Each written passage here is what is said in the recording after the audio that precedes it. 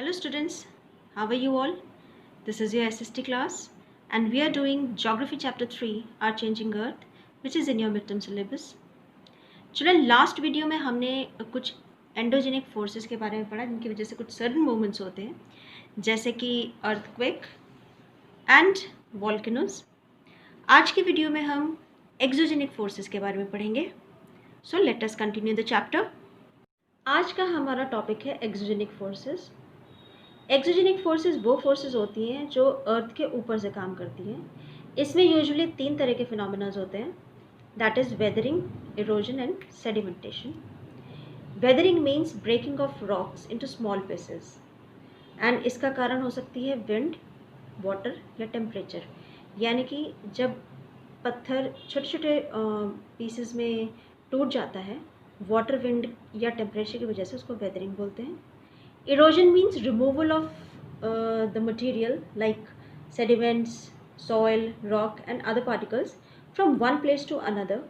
That is called erosion. ये भी 3 ही कारणों से हो सकते हैं, wind, water या फिर ice. फिर जब टूटा हुआ मटेरियल एक जगह से दूसरी जगह में जाता है और एक जगह इकट्ठा हो जाता है, उसको सेडिमेंटेशन बोलते हैं, यानी कि collection and deposition of eroded material. ये भी 3 वजह से हो सकता है, विंड, वाटर और आइस. वेदरिंग और इरोजन का एक बहुत बढ़िया एग्जाम्पल है वाटरफॉल. जब tons and tons of water बहुत ऊंचाई से नीचे गिरता है, उससे बहुत सारा इरोजन होता है और वेदरिंग भी होती है. That is called waterfall. So children, हमने ये देखा कि लैंडफॉर्म में जो चेंजेस आते हैं उनके मेनली 3 रीजंस होते हैं, वाटर, आइस एंड विंड. तो सबसे पहले हम पढ़ेंगे वाटर की वजह से जो चेंजेस आते हैं. इसमें रिवर की वजह से जो चेंजेस आते हैं वो हैं meanders, oxbow lakes, flood plains, levees and deltas.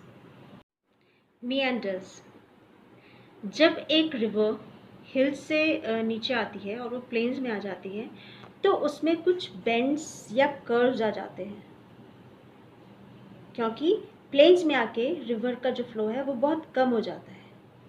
तो ये वाले कर्व्स या बेंड्स, दीज आर कॉल्ड मियांडर्स.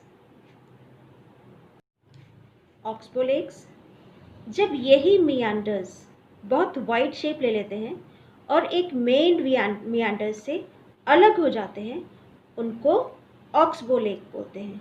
जैसे कि अगर हम देखें, ये मियांडर्स है और इसमें से ये वाला जो कर्व बेंड है ये काफ़ी बड़ा हो गया और वो मेन स्ट्रीम से, उसके रिवर के मेन रूट से अलग हो जाता है और अपनी एक यू शेप या सी शेप लेक बना लेता है, उसको ऑक्सबो लेक बोलते हैं. फ्लड प्लेन्स, फ्लड प्लेन्स वो प्लेन्स होते हैं जो किसी भी रिवर या स्ट्रीम के पास वाले एरियाज होते हैं. इनमें पानी तब भर जाता है जब रिवर या स्ट्रीम में फ्लड आ जाता है. ये एरियाज बहुत फर्टाइल होते हैं क्योंकि जब रिवर या स्ट्रीम का पानी वापस जाता है तो अपने साथ लाया हुआ सारा सेडिमेंट ये इन प्लेन्स में छोड़ता हुआ जाता है, जिसकी वजह से ये एरियाज बहुत फर्टाइल होते हैं. लेवीज, लेवीज रिवर के साइड की वो वॉल्स या एम्बार्कमेंट होती हैं जो रिवर को रास्ता देती हैं या फिर उनका रिवर का पानी बाहर आने से रोकती हैं. लेवीज आर्टिफिशियल भी हो सकते हैं और नेचुरल भी. अब हम आते हैं डेल्टास पे. जब एक रिवर माउंटेन से निकलकर प्लेन्स में आती है तो उसका फ्लो कम हो जाता है. रिवर अपने साथ बहुत सारा सेडिमेंट लाती है जो कि रिवर के फ्लो को ब्लॉक करता है.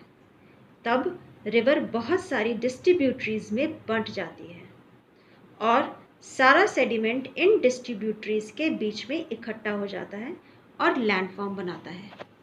ये लैंडफॉर्म रिवर के माउथ में बनता है जब वो ओशन में समाने लगती है. ये लैंडफॉर्म बहुत फर्टाइल होता है. So that's all for today children. Assignment related to today's video is uploaded on website, school website. Complete it and read the chapter. Thank you.